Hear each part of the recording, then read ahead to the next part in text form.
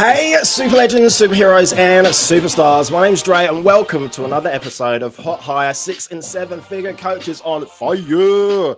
We are absolutely going to be tearing it up today, and I'm really excited. So, this next guest, Alessandro Gavello, he has been, so helpful and supportive to me. So I can't wait till he comes on and shares. The topic today is thinking on purpose. So, guys, if you are watching live, say hello.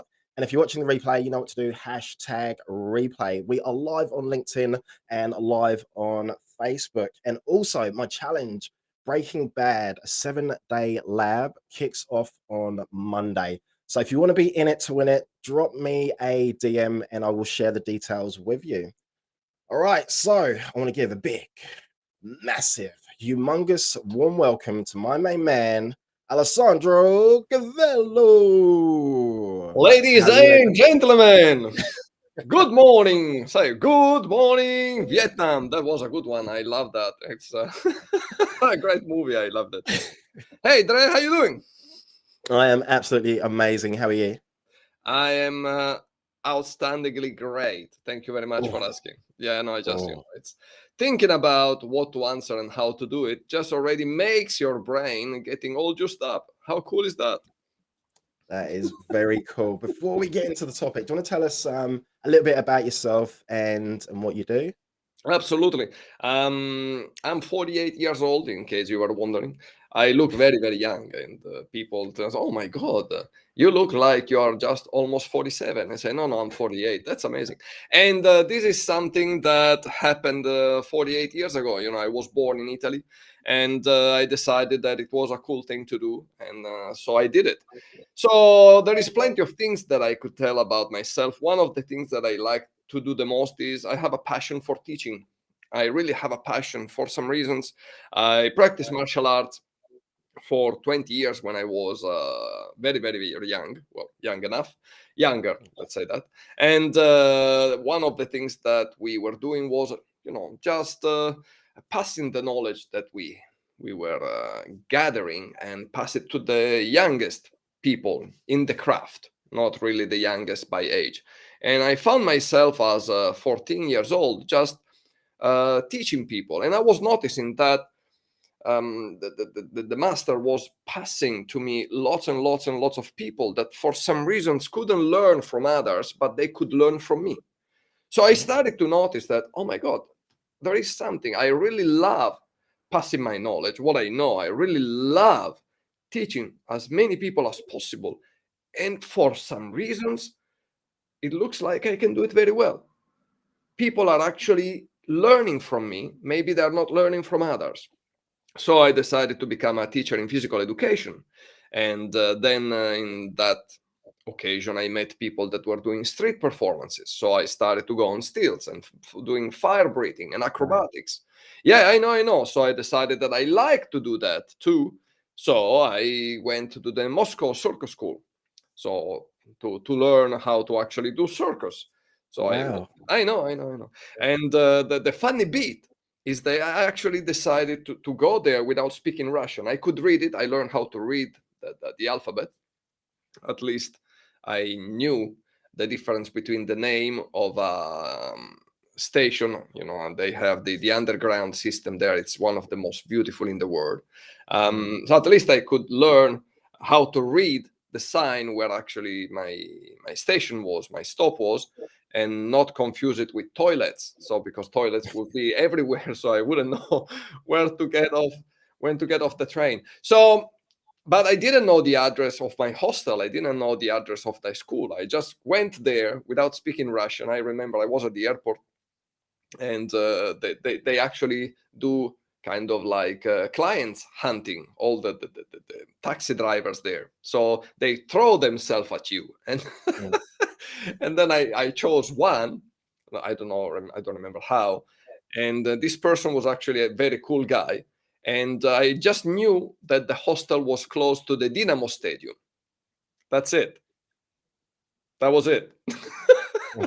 And then I discovered, I didn't know that in Russia, they don't really put signs outside of the businesses. You just need to know that they're there. So you can pass in front of an address without knowing that they're running a business in there. And then that Wow. could be a shop.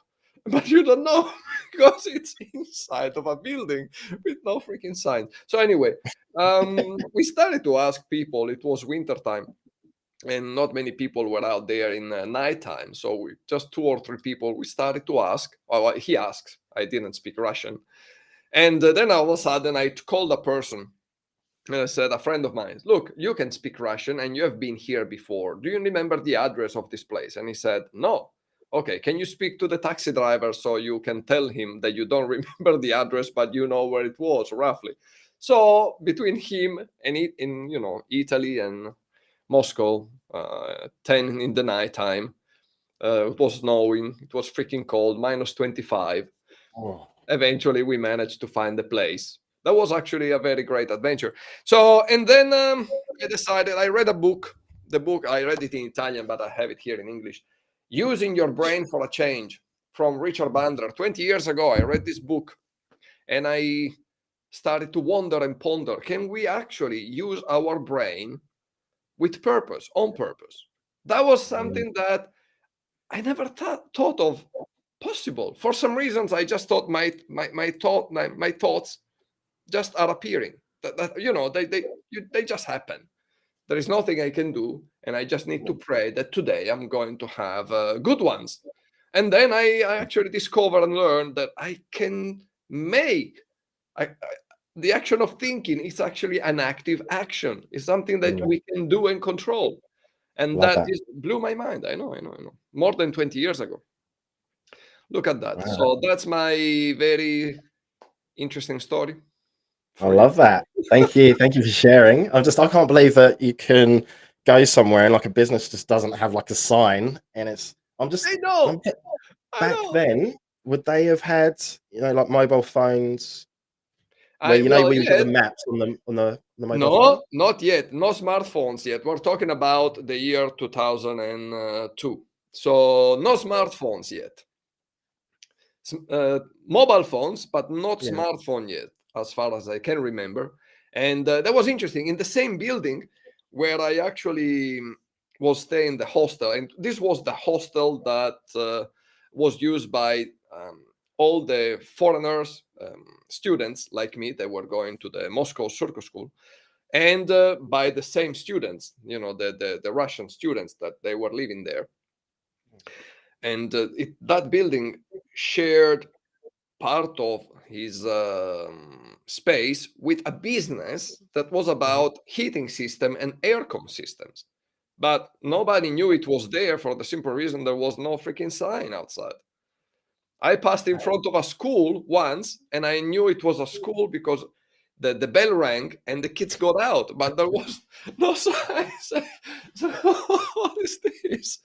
It's it's kind of like Yeah. if you don't know that the business is here, you shouldn't be Mm. able to use his services, and that's on you. So, okay, Yeah. that's an interesting philosophy. I like money, so I like to advertise so people can Yeah. Yeah. It's know crazy. where to find you.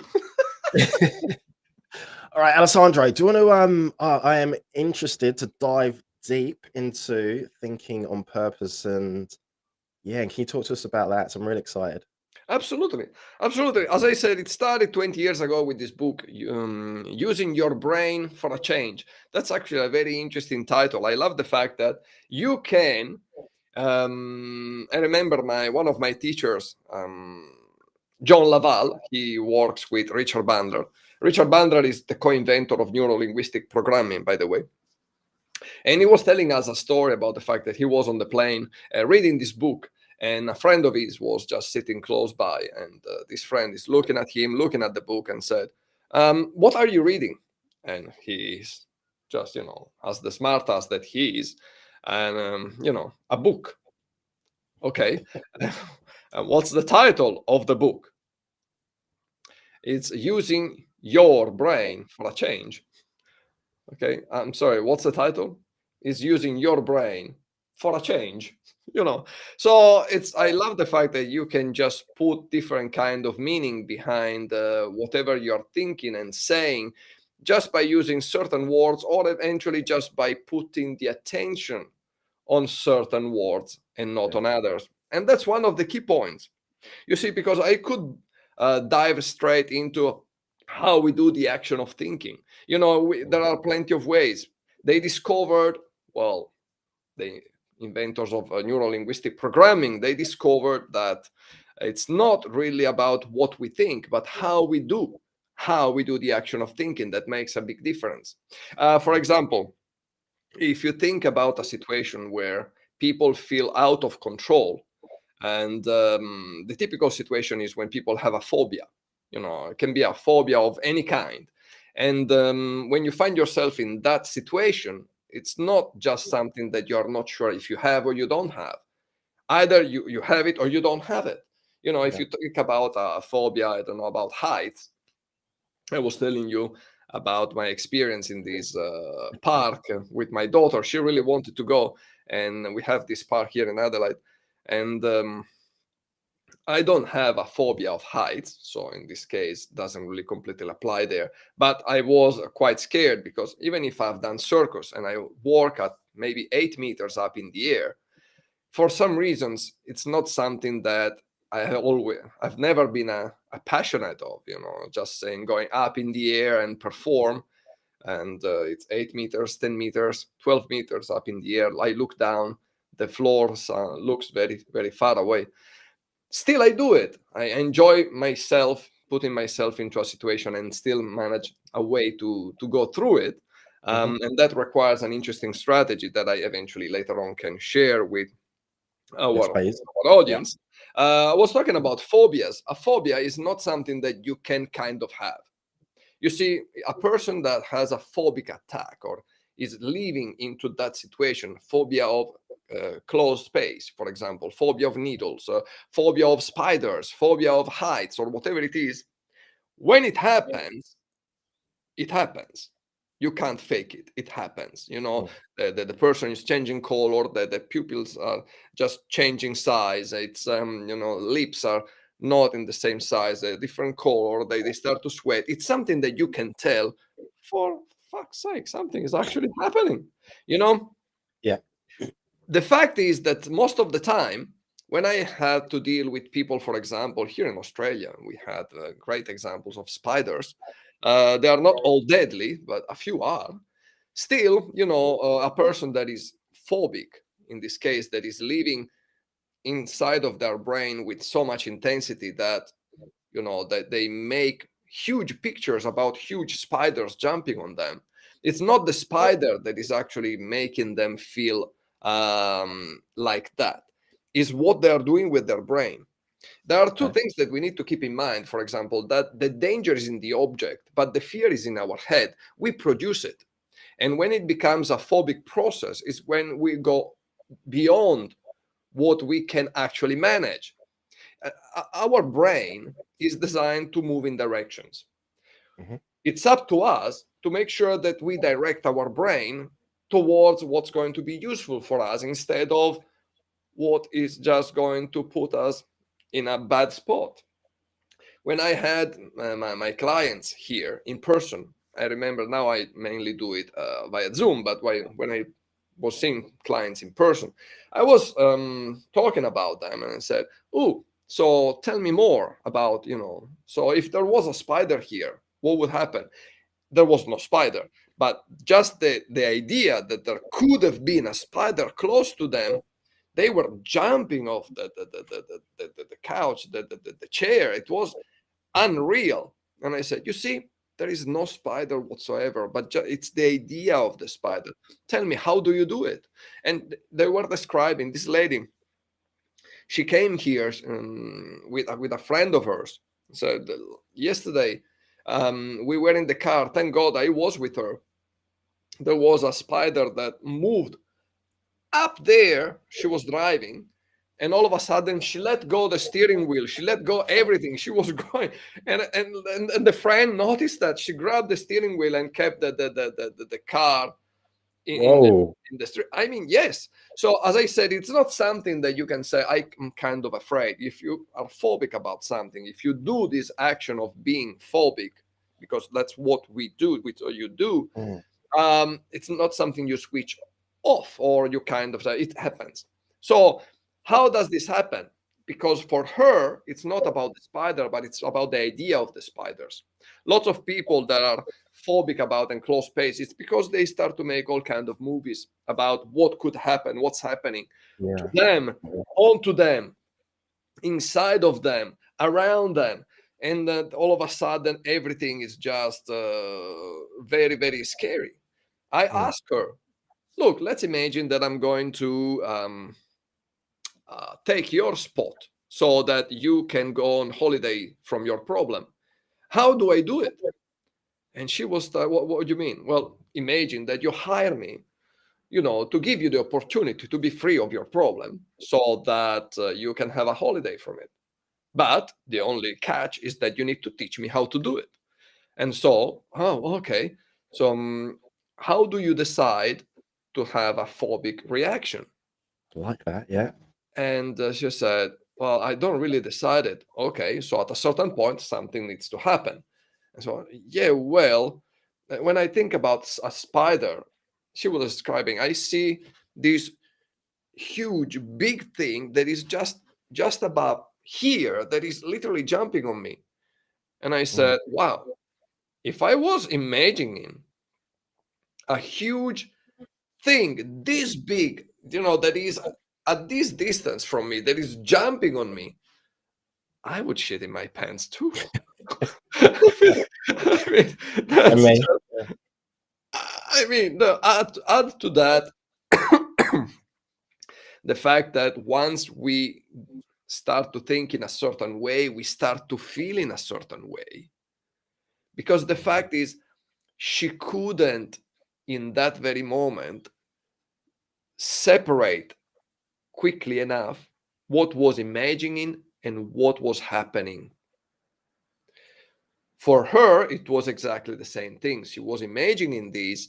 That's why she had this panic attack in the car, because the spider was actually up above her. It doesn't matter if she had a bad experience with a spider back when she was a kid. She was in her 60s now. It doesn't matter what happened in the past or whatever it is. You see, the problem is that many people do, the error that many people do is just to think that by understanding your past, you can actually change your present. Your present cannot be changed based on your past. Your present can be only changed by changing what you're doing now. So when she learned to think in a different way, and it can be very simple, it's just a matter of realizing that the thoughts are something that you do. And based on what you think and how you do the action of thinking, you produce different kind of feelings. And that is that simple. So once you started to actually reduce the size of that and Mm. disconnect that emotion with the object. So am I saying that a person that has a phobia about snakes needs to go and pat snakes? Did you know that there was a group, I don't know if they're still alive, there was a group of people that were going around to do some, I don't know, some kind of religion. I don't know what the heck they were Yeah. thinking. They were going around to kiss rattlesnakes on the lips. And I said, for fuck's sake, I mean, really? You don't have anything better to do than going around? And you saw the rattlesnakes are quite poison, and they didn't really appreciate people going around and kissing them for some reasons. They I didn't wouldn't really, like it. yeah. So they're like, and some of them was getting beaten. And that's where it's important that you need to start to change the movies that you do in your head, because sometimes you make very stupid decisions and other times you make different kind of stupid decisions. So it's a matter of just deciding, how can I actually get my life towards a better place, so I can Yeah. actually just go around and be completely paranoid about any kind of spider. Or I can decide to go around and kiss every snake that I see, just littering around. Or eventually, I can make better choices. For example, if I can imagine this, if I can make big images that scare me, imagine if I use this power to make great images, great movies about how much I can actually achieve, Love that. or how much I can go in front of an audience and talk and speak confidently, happily, engagingly. If I can involve myself on a biochemical level so much that I can have a panic attack just by thinking of the idea that there may be a spider close to me. If I have the resources to actually grab a snake and kiss a snake on the lips.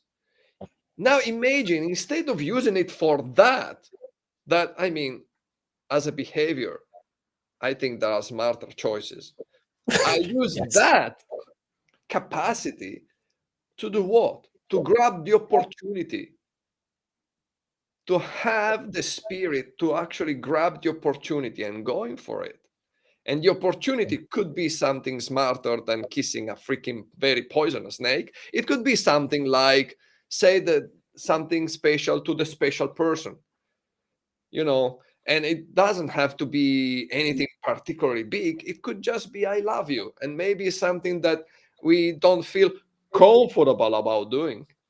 But hey, kissing a snake. Hey. So that's the thing. What is it that is going to make a difference in the quality of your life?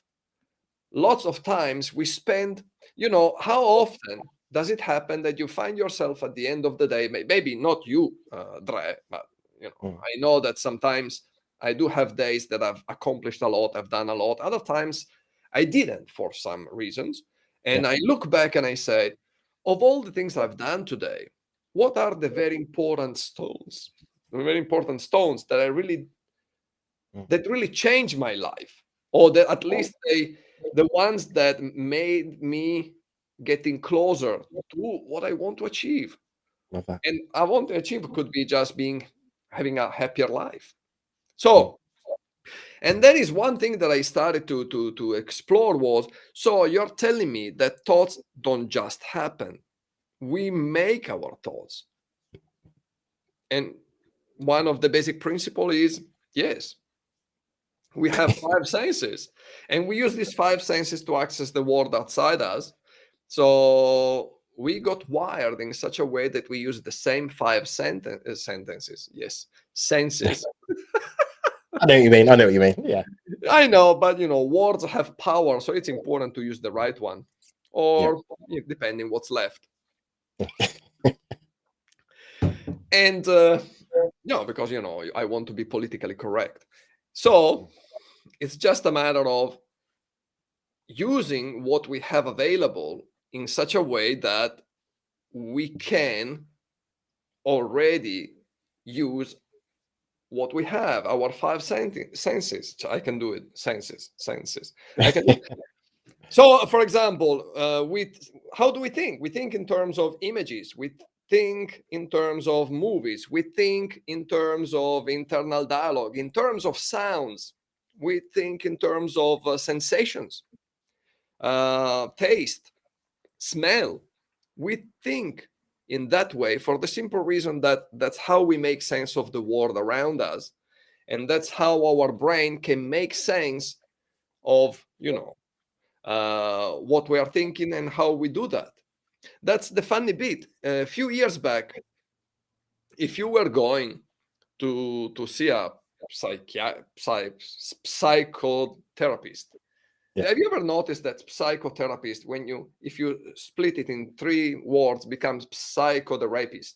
Have you ever noticed that? That's No, never noticed that. That's why do you have psychotherapist on your door? I mean, it's not a good answer. That doctor didn't like that. But anyway, it was just a question. When you were going to see a psychotherapist, I have nothing against psychotherapists. They do great job, some of them. Other, they don't. They get you just to talk about shit, and you're completely relieved. I've seen psychotherapists back in the days when I was younger, Yeah. and this person got me to think about my problem. And the only thing that I achieved was that I knew my problems much better. And so, how is this changing? How am I living right now? Well, now you know the problem is, for fuck's sake, I already knew what my problem was, that I have a very bad relationship with people. So I couldn't really, relate very well. But the fact is that relating with others, it's a verb. When you think about in terms of, I don't have a very good relationship with people, words have power. It looks like if you don't have a good relationship, it looks like that it's something that either you have it or you don't, or you have a good one or you have a bad one. Well, one of the very good questions that you can ask, if a person say, I don't have a good relationship with people, how would you relate? How would you like to relate better with them? This opens up the opportunity. Instead of using a thing that doesn't exist, you get rid of the nominalization, you transform it back into a verb. How would you like to relate better with others? These open the choices. It's actually that I do. It's actually something that I do. So if I do it in this way and it doesn't work, I can do it in this way and it does work. Love, it's another nominalization. Love as itself doesn't exist. How do you love? It's the action of loving that makes a difference. And based on that, all of a sudden, I want a life filled with love. Okay, cool. Put love on the table. What do you mean? I slice it a couple of 100 grams for me so that I want to have it for lunch. I can't do that. Why not? Because love, it's not tangible. It's something I feel. Yes, that's a verb. You feel that. That's the action of doing something. When you do something in a lovely way, you wake up in the morning in a lovely way. Happiness is another one. How do you do your life happily? How do you live happily? You want happiness, you need to live happily. That's something that you do. It looks like, oh my God, you're just looking for very small details. Those are the difference that makes a difference. If I'm the one that can make an action happily, if I'm the one that can make an action lovely, if I'm the one that loves, I am the one that is in control, and this is responsible for the choices that I'm making. All of a sudden, I have love in my life because I'm the one that is doing it. I have happiness in my life because I'm the one that is doing it. So you find yourself actually starting to learn how to make these things purposely. All of a sudden, your life starts to change and you have different kind of results. And all of a sudden, you can make better pictures. And all of a sudden, you can make better movies in your head. And when you, I remember back in the days, you were going to see a psychotherapist. And you were telling this psychotherapist something like, I tell myself about stuff. I hear myself talking. And I remember this guy was, he talks to himself. So he hears voices. As he was telling himself, he must be crazy. So this is the funny bit, that's how we think.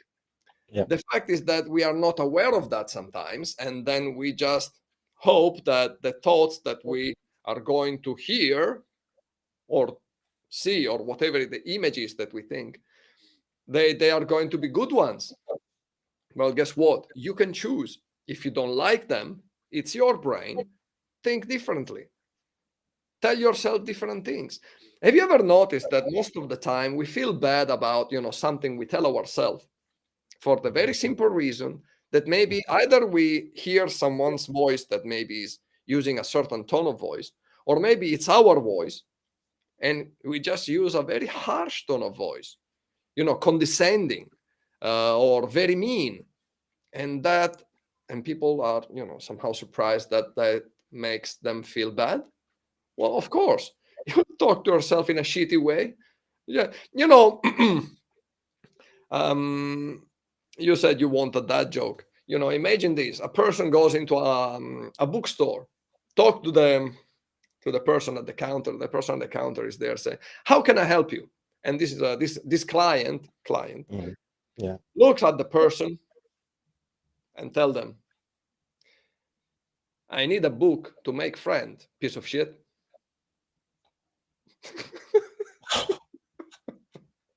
And then you say, yes, you do need a book to make friends, for sure. The fact is that it's not about the book that is helping you making friends. Is how do you relate with yourself and how do you relate with the others? You see, people that look for love, do they love? If you spend your time in making in impress other people about how cool you are, how great you are, they will just look at you in a certain way. Different is when you feel good about yourself and you can act in that way because you have this love. All of a sudden, instead of focusing on impressing others, what if you help others to feel good about themselves too? All of a sudden, magic happens. People somehow will just want to stick around you more. So true. And that's it. You see, imagine wanting to move a car and trying to lift the car. I've seen a piece of a movie. I think it was the Fast and the Furious 7 or something like that. They needed to infiltrate in a building because they needed to find a special chip, I don't know, that was hidden inside of a car that was kept in Abu Dhabi, plenty of rich people there. And I this remember the car one. was a $20 million kind of car.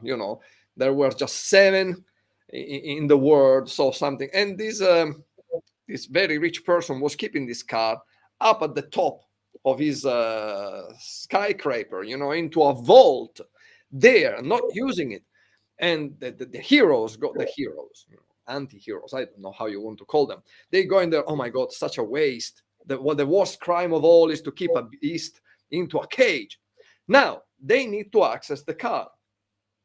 And of course, they need to show off. So the strong person of the group grabs and lifts the front of the car so that the other one, the accomplished, can go underneath and just underneath the car and find what they're looking for. That's a way to do it. The other way to do it is eventually having the keys and opening the car. Sounds a lot easier. And that's how our brain works. If you are just thinking about, I'm going to manifest. So I'm going to think, I am rich, I am rich, I am rich. Now, check your bank account. Did it change? I mean, unless you have done something before that allowed money to get to your bank account, it's not going to happen. I want to get stronger. I want to be fit. I want to be fit. Just think about it. I want to be fit. Are you fitter now than what you were 30 seconds ago? Alessandro, that's stupid. Is it? How often do we think in these terms, though, and then we are disappointed because nothing much has changed? Do you know that we do the same thoughts, 90% of the same thoughts every freaking day? As humans, we work in patterns. We work in patterns in the way we think. We work in patterns in the way we move. So we want to learn how to make sure that we can direct our brain towards what we want. Because when you can set your own directions, all of a sudden, you can set your own life. Think about that. How much power you can have by just knowing that when you direct your brain towards something, it's going to be naturally happening. If we keep repeating the same thought pattern every freaking day, nothing will never change, ever. It will always be the same. You think in a certain way, you will feel in a certain way, and that is going to tell you what you can do about it or what you can't. Until you do something there, I know, until you do something about that, nothing much is going to change. So, just because we may have people watching these, maybe 2 people, maybe 200, who knows, I would like to make sure that we can give them something that can practically use, because what I do is actually very practical. People sometimes hear me talking and say, oh, this is theory, is very good. There is no theory here. Anything that I said in this podcast is actually practically something you can do. You can act on it. You can actually use it straight away. It may not look like, because I didn't dedicate much time to actually teach how to do all these things. And these are all practical things. Thinking is something that we do practically. Now, the easiest way to direct our brain in one direction or another one is this one. Ask yourself questions. That's it. Our brain is very literal. You want to make sure that you ask very good questions. When you tell yourself, oh, I need to put distance between me and this problem, most possibly is telling you that however you are thinking, this problem is literally too close to you. So if you're thinking in terms of images, you may want to move it away. If you're thinking in terms of telling yourself shit about this problem, you may want to put some distance or lower the volume, or changing how this voice is talking to you. Talking in a harsh tone, change it. Use a different tone. How does it feel like now? Yes, you are the usual idiot. You see, you're clumsy and you drop it again. And so I would feel bad if somebody would talk to me. I would punch him in the face, I guess. Now, I can't really go around and keep punching myself in the face, or at least punching people that I don't like in the face. Well, you could, but then there are consequences. Now, what can you do? You can change the voice that is talking to you. It's the voice that you are doing. Instead of that, what if it was Donald Duck telling you this? That was good. Unexpectedly good. You know, my wife the other day, when I was doing something like that, look at me and says, Alessandro, oh my God, you know so many useless things. That's fascinating. And I was thinking, that was not useless. Yeah. I love you too. So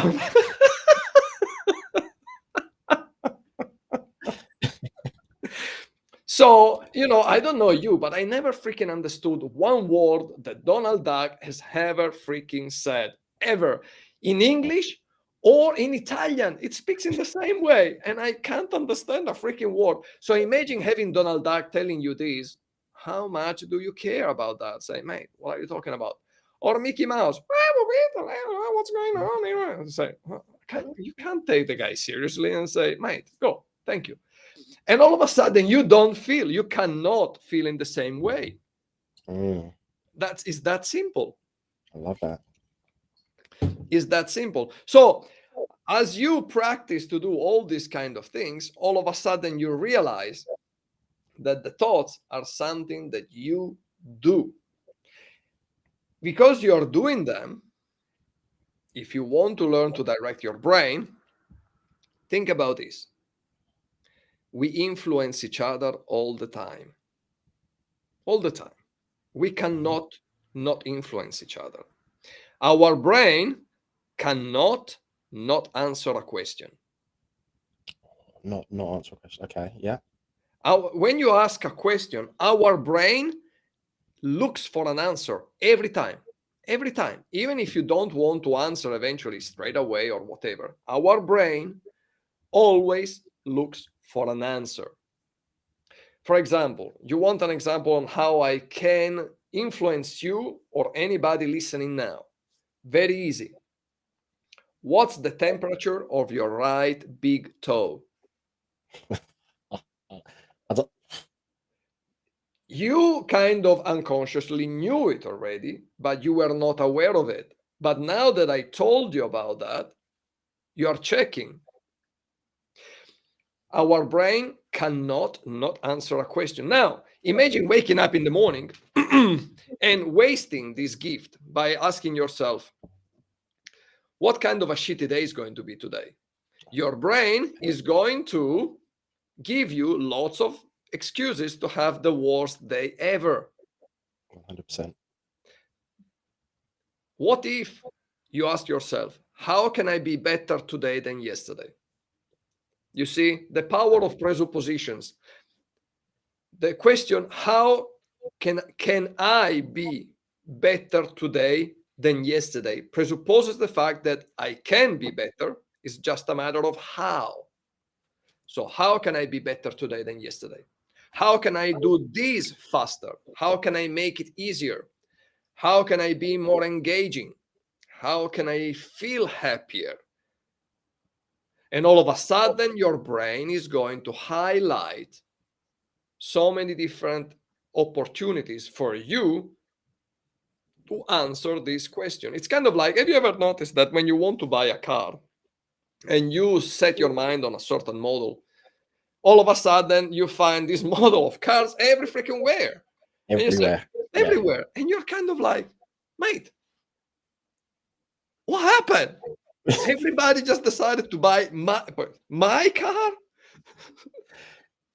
It's a part of the brain. It's called the reticular activating system. It's kind of like the size of a pinky. It's here at the base of the neck, and it kind of his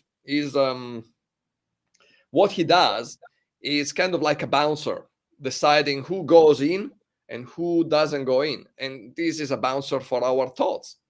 It's a bouncer for what we pay attention to. Generally, it's going to get through anything that is deemed as dangerous for ourselves or the people that we love, we're close by, because they say, survival can be important, and say, oh, look, this could be dangerous. Of course, what do we consider dangerous? And this is based on our awareness of what's going on around us, our knowledge. If a person that is used to live in a forest and comes in a city, everything will look dangerous, because a car honking, or just the screech of wheels, or whatever it is, the noise, anything is, because they don't know, they need to adapt. If I go in a forest, in the Amazon forest, for example, I will find myself and say anything that is moving in that forest for me is going to be dangerous, because I know nothing about that. When you do habituate and you have a certain kind of knowledge, and you start to be aware of, okay, if I'm on the footpath, unless you are in Moscow, and that's when you need to jump out of the way. That's what happened to me. A car decided there was too much of a long line, so they just jump on the footpath, and I had to literally jump, kind of like in the movie. No way. Yes. Because you can't trust that they see you. It's nighttime, especially wintertime. There are two colors in Moscow, two colors, black and white. And there is snow everywhere, and it's very cold, and there is lots of ice. So even if they see you and they would like to stop, and I can't guarantee that, maybe they can't because there is too much snow. So you need to get out of the fucking way. So unless you are there, generally speaking, if you're in the footpath, you're kind of safe. You know that because you have a certain experience. So your RAS system is going to let you know that's fine. And it's letting you know, look, that car is on the footpath and it's coming towards you. So you may want to pay attention and do something about it. Or anything that is related, for example, to your name. If a person is calling you, the RAS system is going to say, hey, I heard that name. Dre, yes, what? I was in Orlando, ready to go and study with Richard Bandler a few years back. And all of a sudden I hear a person say, Alessandro. I turn around and say, who the fuck knows that I'm here? In Orlando, I don't know anybody. What the heck? I turn around and they were calling another guy, Italian guy, whose name was Alessandro, that was working there. He was the one of the trainers for Richard Bandler. And I said, the odds. So that's how you know that your RAS system is actually working. Or when you ask a question and you highlight things for your RAS system to pay attention to. So I'm talking about biology. I'm talking about anatomy. I'm not talking about woo-woo things that says, ooh, we are mystical here. No, I'm just saying, how can you use what you already have available in such a way that by asking yourself your very good questions, and make sure they are good questions if you want very good answers, you can get what you're looking for, and you can definitely make the difference in your life. That's how you think of purpose. Thank you for sharing. Can we just run through? So I'm just a bit conscious of time. Can we just run through a question that that I see a lot, like when speaking to coaches? So there's coaches suffer from consistency, and I find that there's coaches out there that when something is going on in their personal life, they're maybe not be like posting, maybe not be following up like potential leads and things like that. Um, is there like maybe a way or a question for them to actually take action or be consistent on what they should be doing? Did that question make sense? Did you want me to? I'll start to answer, and if I'm answering, great. If not, I will ask you a few questions to clarify. If I Mhm. understood properly, you were saying, Yeah. how is it possible for coaches, or let's say for anybody, to be consistent in actions that can make a difference in their life?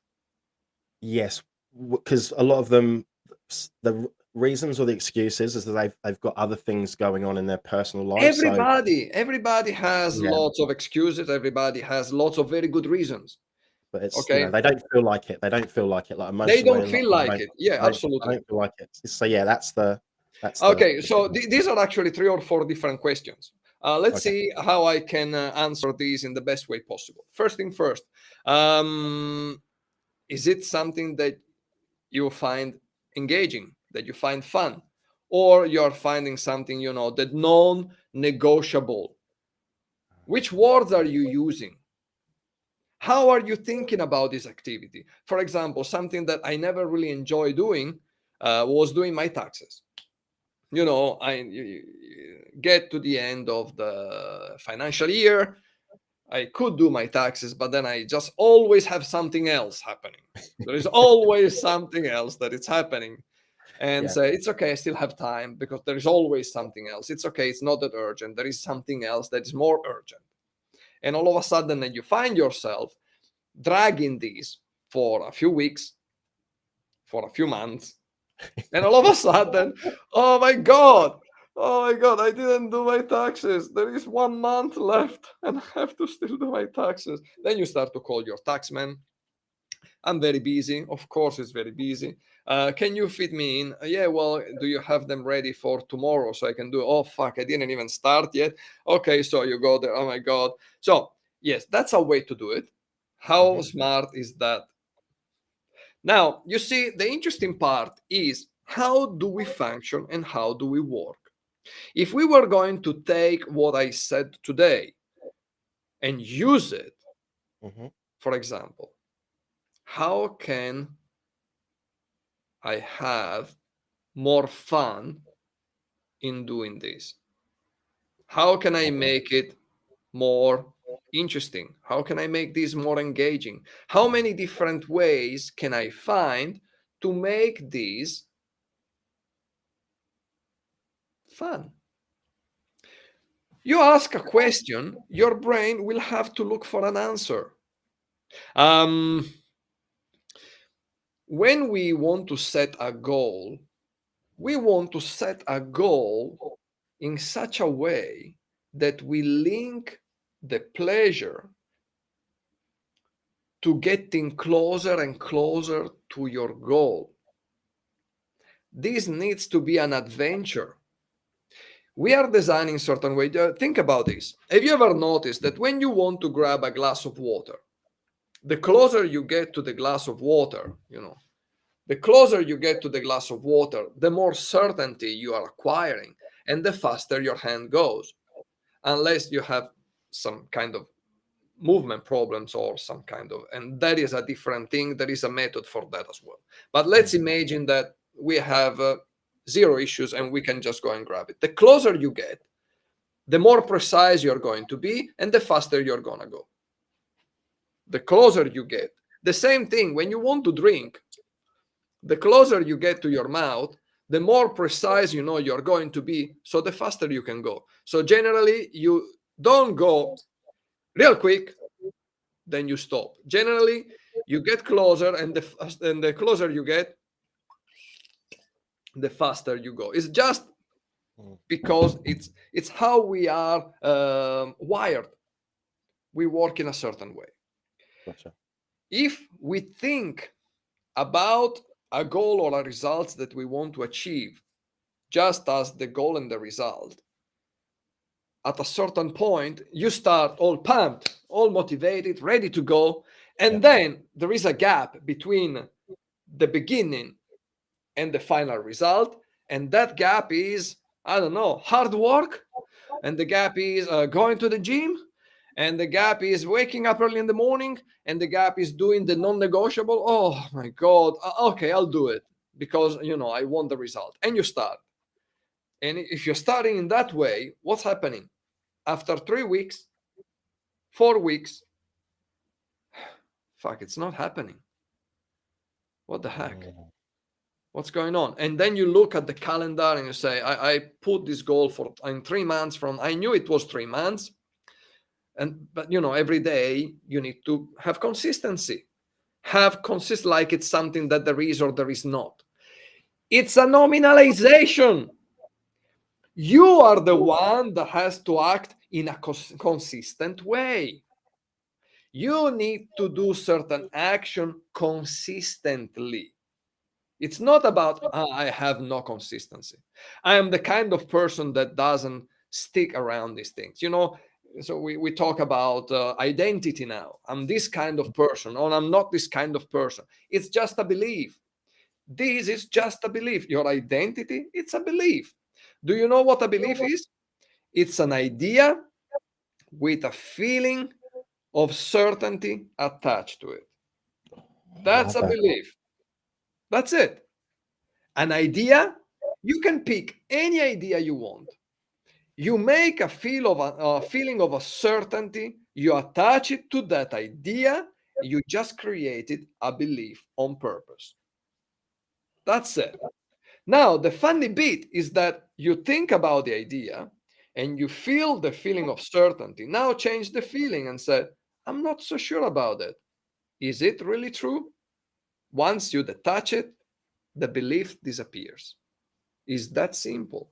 Now, when was the last time that you checked your beliefs? You update your mobile phone, you update your computer.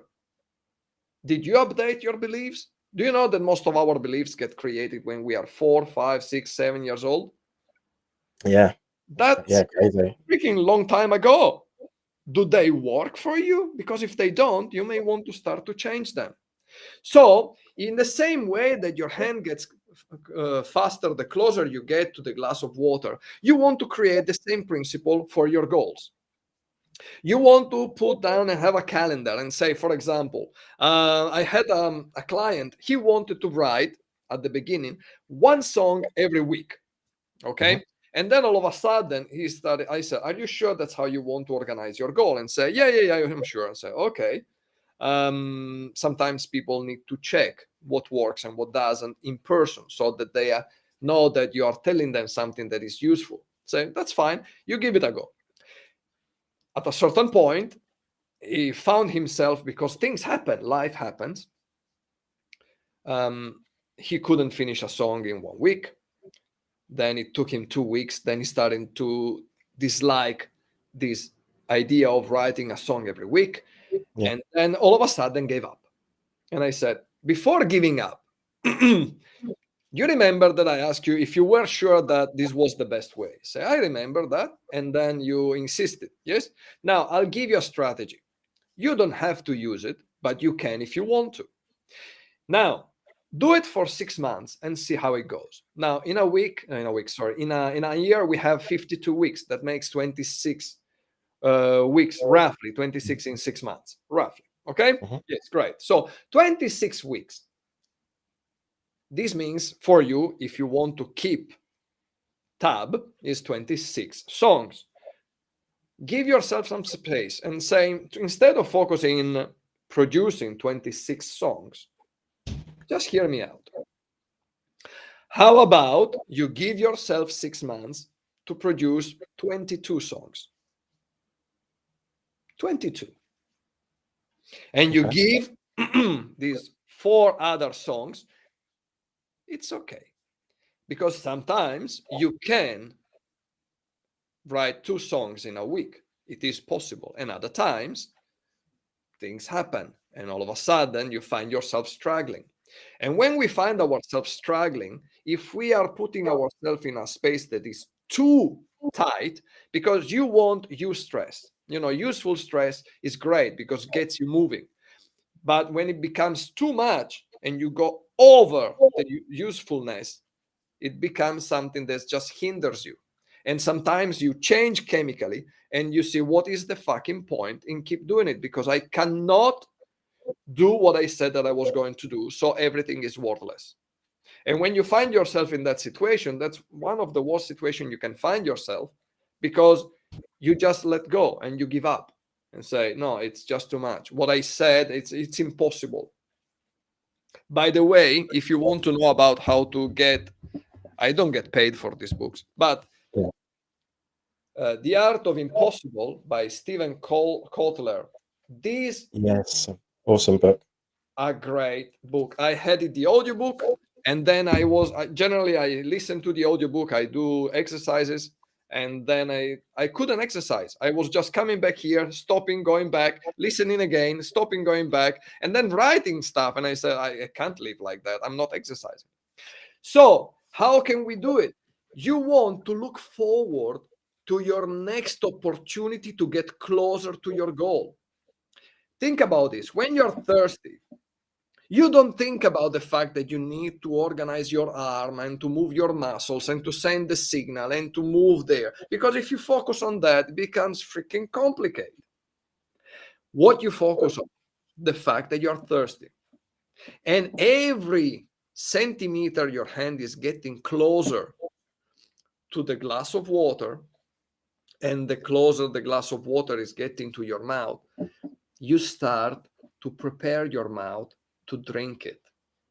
And the closer it gets, the better you feel, because you know that it's getting there, and soon your thirst will be quenched. That's the same thing you want to do for your goals. You want to establish a strategy that allows you, the closer you're getting, I need 40 trainings to the gym for whatever it is that you say. Good. Now I only need 39, only 38, only 37, only 36. I am getting closer. One training at a time, I'm getting closer to it. I start to get stronger. My body is adapting. 35, 30, 30, 29. I'm getting closer. I want to get closer and closer to that. I can't wait to do training 28. I do training 29 and so on, because you are scaling down. I can't wait to get there and there and closer. The closer you get to the goal, you want to have your motivation growing stronger instead of growing weaker because you don't see results. Because what you're focusing on, for every event, we make 3 decisions. 1, what we focus on. 2, the meaning we give. 3, we decide what to do about it. What you focus on what you can do or what you can't do. Do you focus on the present, on the past, or on the future? Do you focus on what is under your control or what's not under your control? Because based on these decisions, you give a meaning.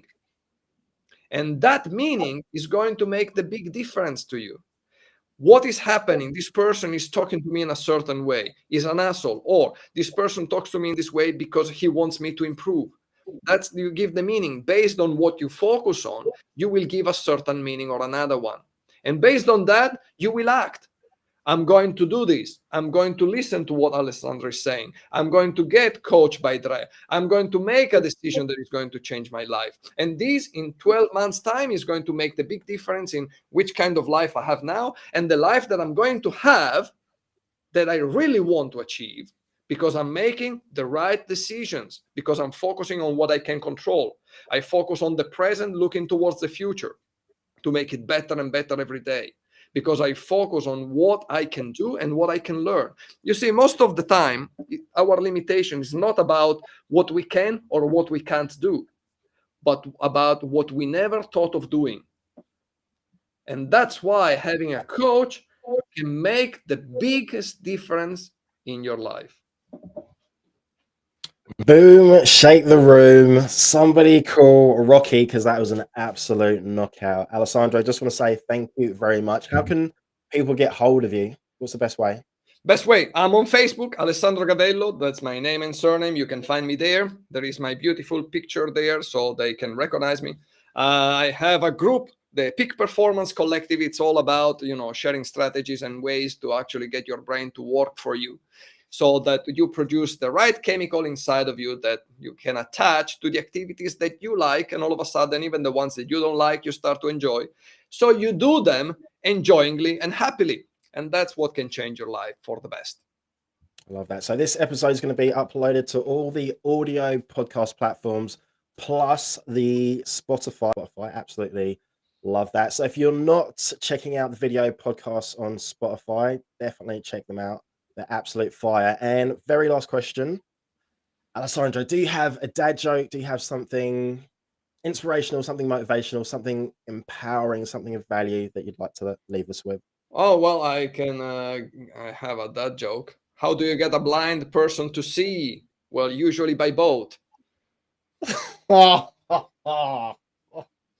took me a little while. Okay. I like the power of language. You see, that's the thing. Based on the words that you use, do make a difference in your biochemistry. I have so much to tell you about this as well, but it's already 1 hour.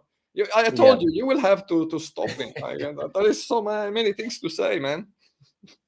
Alessandro, I just want to say a massive thank you to you for coming on and absolutely spitting some fire. So I was making some notes as well, and also from the bottom of my heart, like, you are an absolute gentleman and just really supportive. So I was thinking back to October when we done the 107 podcasts in like 24 hours, and I was struggling to find coaches, and you just helped me. I can't remember how many coaches that you got on board, and it was phenomenal. So it was a case that, you'd send someone through and you'd be like, I've got someone else for you, I've got someone else for you. And then it just kept coming, and coming and coming. So you were absolutely instrumental for that special day. So I appreciate who you are, and I love your sense of humor as well. So you're an absolute superstar. You are great. Thank you for the opportunity, Dra.